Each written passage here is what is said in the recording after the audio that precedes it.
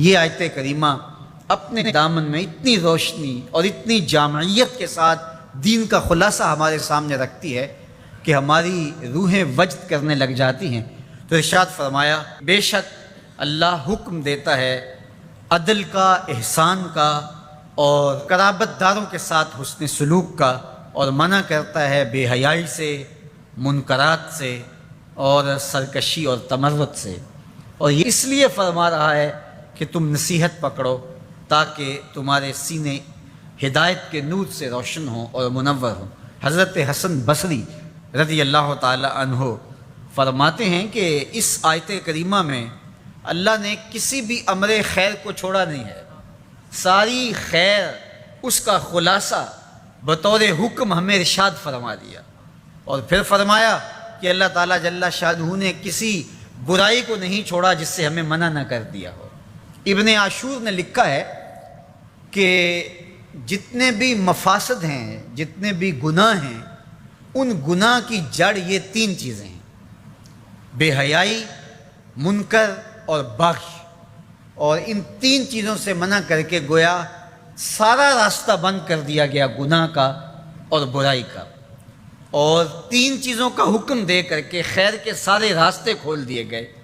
تو اسی ایک آیت کریمہ پہ اگر عمل نصیب ہو جائے تو پورے دین کی لطافتیں اور برکتیں نصیب ہونا شروع ہو جائیں۔ تو تین چیزوں کا حکم دیا کرنے کا، ان اللہ یامر بالعدل، بے شک اللہ عدل کا حکم دیتا ہے، انصاف کا حکم دیتا ہے۔ اگر تم نجات پانا چاہتے ہو تو غصے کے اندر بھی اور سرشاری کے اندر بھی تمہیں عدل سے، انصاف سے کام لینا پڑے گا۔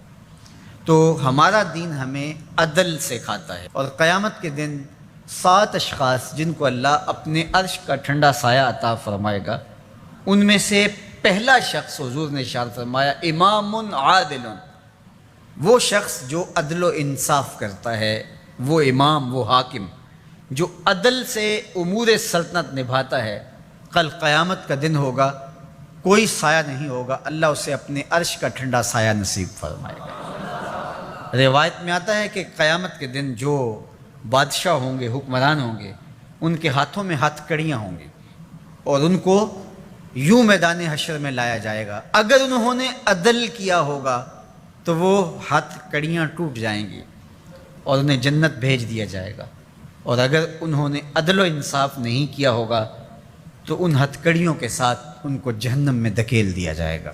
ہمیں عدل کرنے کی تلقین کی گئی۔ ملکوں کے اندر طمانینت، سکون اور قرار عدل کے ذریعے سے آتا ہے۔ ایک عربی کا مقولہ ہے، الملک یدوم بالکفر ولا یدوم بالظلم۔ ملک کفر کے ساتھ تو قائم رہ سکتے ہیں لیکن ظلم کے ساتھ قائم نہیں رہ سکتے۔ علماء نے عدل کے حوالے سے یہ بات بھی لکھی ہے کہ اس کا مطلب اللہ نے ہمارے اوپر جو بھی فریضہ عائد کیا ہے اس کو پورا کرنا یہ عدل کہلاتا ہے۔ لوگوں کی امانات کو ادا کرنا یہ عدل کہلاتا ہے۔ ظلم کو ترک کرنا اور انصاف کا بول بالا یہ عدل کہلاتا ہے۔ اس عدل سے مراد صاحب حق کو حق دینا ہے، جس کا جو حق ہے اس کو دینا یہ عدل کہلاتا ہے۔ اللہ جو ہمیں عدل کا حکم دیتا ہے، اس کا مطلب ہے ہمارے ذمے جس کا حق ہے، ہمارے باپ کا ہے، ہماری اولاد کا ہے، ہماری ازواج کا ہے، ہمارے اہل خانہ کا ہے، ہمارے ہمسایوں کا ہے، دوستوں کا ہے، جس کا بھی حق ہمارے ذمے ہے، بلکہ فرمایا کہ تیرے نفس کا تیرے اوپر حق ہے۔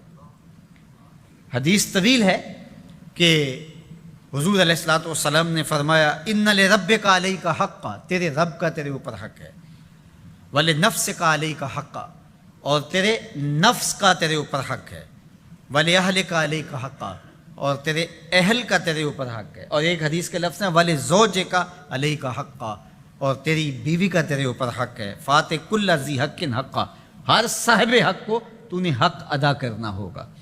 تو جس کا ہمارے ذمے حق ہے، جب ہم وہ ادا کرنے لگ جائیں گے تو یہ عدل قائم ہوگا، اور عدل قائم ہوگا تو معاشرہ پرسکون ہو جائے گا۔